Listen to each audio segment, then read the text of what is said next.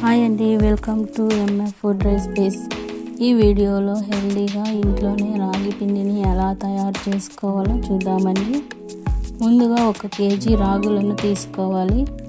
వీటిని బాగా శుభ్రం చేసి ఎండలో ఆరబెట్టాలి. తర్వాత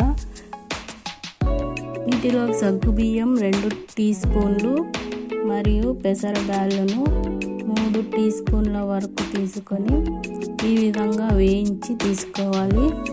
తర్వాత ఇదే విధంగా బాదంను 10 నుంచి 14 వరకు తీసుకొని వేయించి తీసుకోవాలండి. మరియు జొన్నలను కూడా ఇదే విధంగా వేయించి తీసుకోవాలండి. ఇక్కడ జొన్నలను వేయించేటప్పుడు దానిపై మూత ఉంచండి. ఈ విధంగా మూత పెట్టడం వల్ల ఇవి బాగా పగులుతాయి. తర్వాత బాదంను చిన్న చిన్న ముక్కలుగా చేసి తీసుకోండి. ఇప్పుడు వీటన్నిటిని బాగా కలిపి వీటిని పిండి మిషన్కు కానీ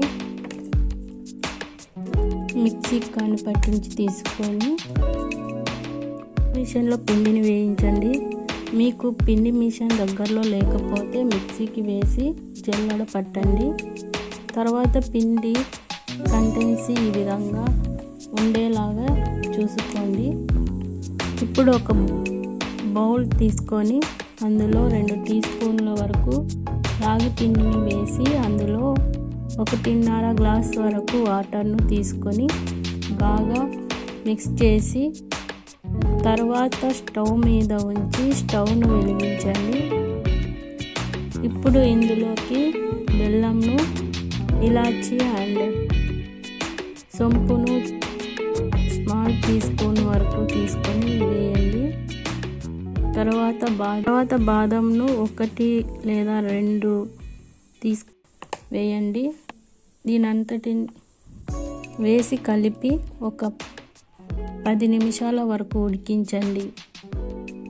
ఈ విధంగా తయారు చేసుకోవడం వల్ల రాగి జావ ఎంతో రుచికరంగా ఉంటుందండి. మరి హెల్దీగా కూడా ఉంటుంది.